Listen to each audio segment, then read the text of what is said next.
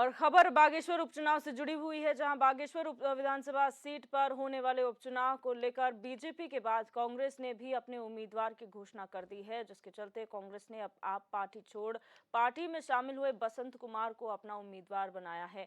बता दें कि बसंत कुमार 2022 में आप के प्रत्याशी रहे हैं। वहीं बागेश्वर उपचुनाव को लेकर सियासी जोर आजमाइश शुरू हो चुकी है। बीजेपी पहले ही अपने प्रत्याशी की घोषणा कर चुकी है। बीजेपी हाईकमान ने दिवंगत मंत्री चंद्र रामदास की पत्नी पार्वती दास को पार्टी का प्रत्याशी बनाया है। ऐसे में उपचुनाव के मद्देनजर सीएम धामी आज बागेश्वर जाएंगे, जहां वो प्रत्याशी पार्वती दास के पक्ष में आयोजित जनसभा को संबोधित करेंगे।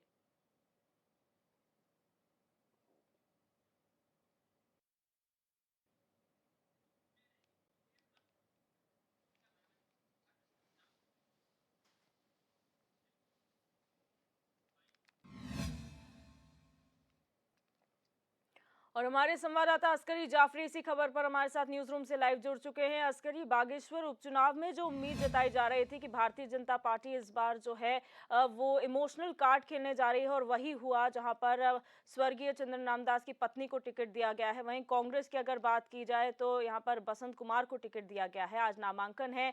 क्या आज का कार्यक्रम रहेगा दोनों पार्टियों की तरफ से? देखिए बिल्कुल दिव्यदर्शनी, आज मुख्यमंत्री पुष्कर सिंह धामी की अगर हम बात करें तो खुद बागेश्वर में वो मौजूद रहने वाले हैं। तहसील परिसर में क्योंकि नामांकन होना है सुबह 11:10 पे।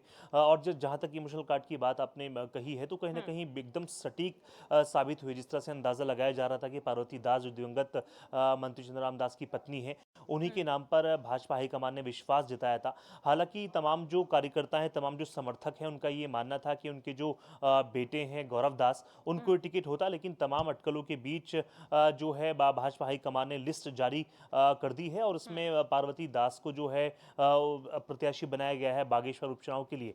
वही अगर हम बात करें तो इनके सीधे मुकाबले में उतरे हैं बसंत कुमार, जो आम आदमी पार्टी से चुनाव लड़ चुके हैं 2022 का। उससे पहले भी वो चुनाव लड़ चुके हैं। दोनों चुनाव में अगर हम बात करें, पहले चुनाव में 14,000 वोट बसंत कुमार लेकर आए, उसके बाद जो है 16,000 वोट लेकर आया आम आदमी पार्टी की तरफ से। तो कहीं ना कहीं बहुत मजबूत प्रत्याशी रूप में भी उनको देखा जा रहा है। जहां तक हम कार्यक्रमों की बात करें तो अभी कांग्रेस का कोई खास कार्यक्रम जारी नहीं हुआ है, लेकिन जिस तरह से हम बात करें, आज सुबह 11:10 पर जो है पार्वती दास का नामांकन है। इसमें तमाम जो दिग्गज नेता हैं, शीर्ष नेता हैं प्रदेश स्तर के, वो इसमें जुड़ने वाले हैं। खुद मुख्यमंत्री पुष्कर सिंह धामी से मौजूद रहेंगे। देखिए दूसरी अगर हम बात करें बागेश्वर उपचुनाव के तमाम समीकरणों की, तो दो ऐसे जो करेक्टर्स हैं, पॉलिटिकल करेक्टर्स हैं, वो पूरा इम्पैक्ट उनका इस चुनाव में पड़ने वाला है। अब जिस तरह से चरण दास जो है, रंजीत दास माफ कीजिएगा, जो जिन्होंने अभी भाजपा का दामन थामा है, जो पिछले चुनाव में 2022 के विधानसभा चुनाव में तकरीबन 20,000 वोट लेकर आए, तो आप समझ सकते हैं उनका भी एक बड़ा इम्पैक्ट पड़ने वाला है, जो अब भाजपा के पक्ष में दिखाई देगा। इसके अलावा एक और जो कांग्रेस के पक्ष में नया समीकरण बनकर तैयार हुआ है, भैरवनाथ टमटा, जिनका गरुड़ वैली में एक अच्छा खासा इंपैक्ट है, काफी दखल वो रखते हैं गरुड़ वैली में, उनका वहां काफी वर्चस्व है। वो सीधे सीधे कांग्रेस को सपोर्ट कर रहे हैं, पहले वो चुनाव भी लड़ चुके हैं। इसके अलावा अब गोपाल की बात करें, जिस तरह से वो गंगोली हाट से विधानसभा चुनाव की तैयारी कर रहे थे भाजपा से, कांग्रेस जो है कहीं ना कहीं कांग्रेस कामयाब साबित हुई है गोपाल को अपने खेमे में लेने में। तो ये दो तीन करेक्टर्स ऐसे हैं जो पूरा पूरा इंपैक्ट डाल रहे हैं बागेश्वर उपचुनाव में,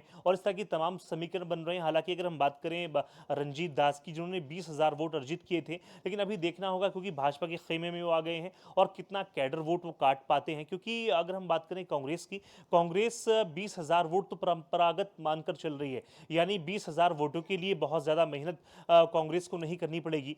पिछले चुनाव के समीकरण पर अगर हम नजर डालें तो 32,000 से ज्यादा वोट दिवंगत मंत्री चंद्र रामदास लेकर आए थे। इस बार की जो लड़ाई है वो 32,000 से ज़्यादा वोट लाने की लड़ाई है। तो कहीं ना कहीं दोनों पार्टियों के सामने अपने अपने वर्चस्व की लड़ाई है। अगर हम बात करें, क्योंकि अभी दिवंगत मंत्री चंद्र रामदास का जिस तरह से बड़ा जनाधार वहाँ पर माना जाता रहा है, लेकिन उनकी पत्नी पार्वती दास बहुत ज़्यादा पॉलिटिक्स में इन्वॉल्व नहीं रहती थी। तमाम जो कार्यक्रम होते थे, राजनीतिक कार्यक्रम होते थे, उनकी सक्रियता ना की बराबर इसमें दिखाई देती थी। लेकिन बसंत कुमार लगातार जो है चुनाव हारने के बाद से लोगों के बीच में है, और कहीं ना कहीं वो पॉलिटिकली एक्टिव भी हैं। तो पूरा एक दिलचस्प चुनाव होने जा रहा है। बागेश्वर उपचुनाव के नतीजे भी बहुत दिलचस्प आने वाले हैं। इसमें जिस तरह से मैंने जिक्र किया है, रंजीत दास एक बड़ा फैक्टर बनकर उभरेंगे। इसके अलावा भैरवनाथ टम्टा हैं, वो एक बड़ा फैक्टर बनकर उभरेंगे। तो कहीं ना कहीं दोनों पार्टियों के सामने जो है अपने अपने कैंडिडेट को जिताने की जो है होड़ लगी है। खुद जो भाजपा के जो शीर्ष नेता हैं वो आज से ही जुट गए हैं, क्योंकि इसमें अगर हम बात करें 5 सितंबर को वोटिंग होनी है, 8 सितंबर को नतीजे आने हैं। बहुत दिलचस्प चुनाव ये होने जा रहा है दिलदर्शनी। बिल्कुल अस्करी, और यहाँ पर जिस तरह से कहा जा रहा था, क्योंकि स्वर्गीय चंदन रामदास का जो परिवार है, अगर बेटे की बात की जाए तो वो सक्रिय अपने फादर के साथ नजर आते थे, चाहे रैलियां हो या फिर उनके कोई भी पॉलिटिकल ऐसे प्रोग्राम्स हो उसमें शामिल रहते थे। वहीं पत्नी की बात करें, जैसे आपने कहा, वो ज्यादा सक्रिय नहीं थी। बसंत कुमार अब हारने के बावजूद भी जनता के बीच में है। तो क्या लगता है कि जनता इस बार भी जो है वो इमोशनल कार्ड पर ही वोट देगी, या फिर इस बार थोड़ा पलट सकता है समीकरण? क्योंकि अगर हम देखें, काम के बलबूते हम कहते हैं कि जनता वोट करेगी, तो क्या है इस बार कौन भारी पड़ेगा, काम या फिर इमोशनल कार्ड? देखिए, बिल्कुल दिव्यदर्शनी, जहाँ तक बात इमोशनल कार्ड की है तो जाहिर है सिंपैथी वोट कहीं ना कहीं चंद्रम दास की जो पत्नी है पार्वती दास, उनके हक में जाता हुआ फिलहाल दिखाई दे रहा है। हालांकि ये जनता के मूड पर डिपेंड करता है, उनका अपना अधिकार है वो किसको वोट करते हैं। चाहे कांग्रेस को वोट करें चाहे भाजपा को। लेकिन अभी तक अगर हम बात करें सिंपैथी वोट की, तो कहीं ना कहीं भाजपा के पक्ष में दिखाई दे रहा है, क्योंकि वहाँ पर दिवंगत मंत्री चंद्रम दास का एक बड़ा जनाधार है।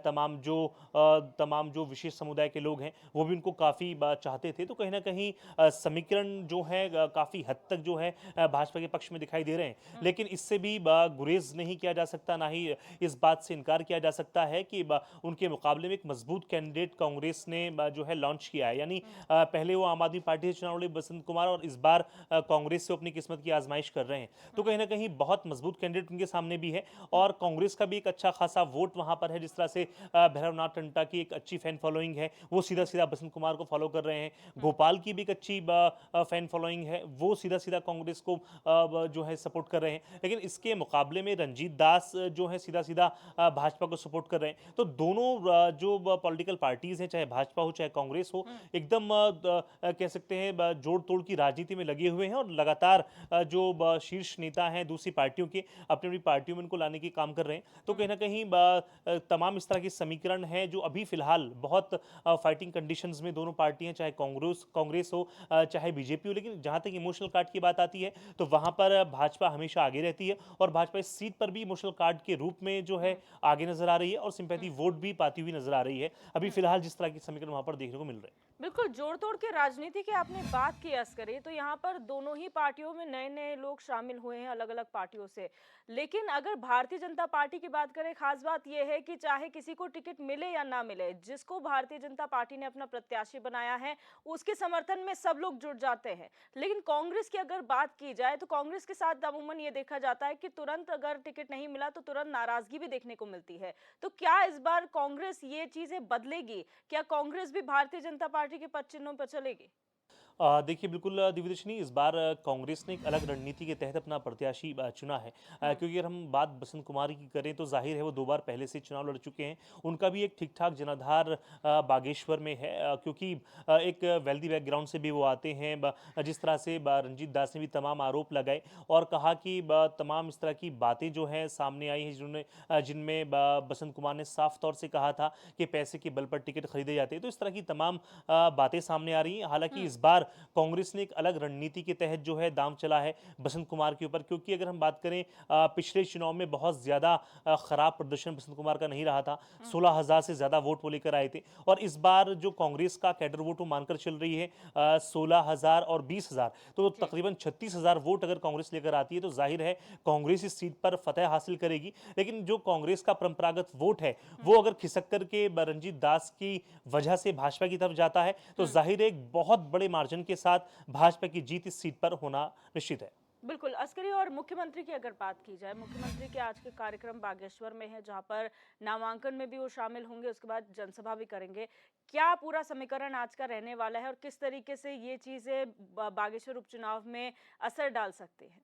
देखिए बिल्कुल दिव्यदर्शिनी, क्योंकि आज सुबह 11:10 पर जो है तहसील परिसर में नामांकन होना है। उसके बाद सीधा नुमाइश खेत बागेश्वर में जनसभा होनी है, जिसमें तमाम प्रदेश के दिग्गज नेता जुड़ेंगे। यानी आज से चुनावी बिगुल जो है बागेश्वर में बज चुका है। तमाम जो शीर्ष नेता हैं अपनी अपनी पार्टियों के लिए जो है प्रचार प्रसार करेंगे। तो आप समझ सकते हैं बहुत ज़्यादा इस टाइम जो है सियासी घमासान बागेश्वर में मचा हुआ है, क्योंकि दोनों कैंडिडेट अपने आप में मजबूत हैं। एक तरफ जो है इमोशनल कार्ड के तहत जो है भाजपा चल रही है, दूसरी तरफ जो है बसंत कुमार को लॉन्च किया है कांग्रेस ने, सीधा आम आदमी पार्टी से अपने खेमे में लेकर आए हैं। और अगर इसमें एक ही सबसे बड़ा फैक्टर है दिव्यदर्शनी, परंपरागत वोट जो कांग्रेस का इस सीट पर है, अगर वो वोट बैंक नहीं खिसका तो जाहिर है यहाँ पर कांग्रेस भी शिकस्त दे सकती है। और अगर सिंपैथी वोट की बात आती है तो सिंपैथी वोट जहां तक अभी तक के समीकरण है वो भाजपा की तरफ जाते हुए दिखाई दे रहे हैं। दोनों पार्टियां अपनी अपनी तरह से इस चुनाव को लड़ने का काम कर रही हैं। कौन किस तरह से अपना प्रदर्शन करता है इस चुनाव में वो देखना है, क्योंकि इसमें जो नतीजे हैं वो 8 सितंबर को आएंगे और 8 सितंबर को तमाम चीज़ें जो हैं वो साफ हो जाएंगी। किस नेता का जनाधार इस विधानसभा में ज़्यादा है और किसका कम है, किसके हक में वोट पड़े हैं और किसके हक में वोट नहीं पड़े हैं, सिंपैथी वोट लोगों ने डाला है या फिर कांग्रेस जो है वो अपना कैडर वोट लेने में कामयाब रही है। तमाम समीकरण जो हैं, तमाम जो नताइज हैं वो 8 सितंबर को साफ हो जाएंगे। बिल्कुल, बहुत शुक्रिया अस्करी हमारे साथ जुड़ने के लिए और तमाम जानकारी साझा करने के लिए।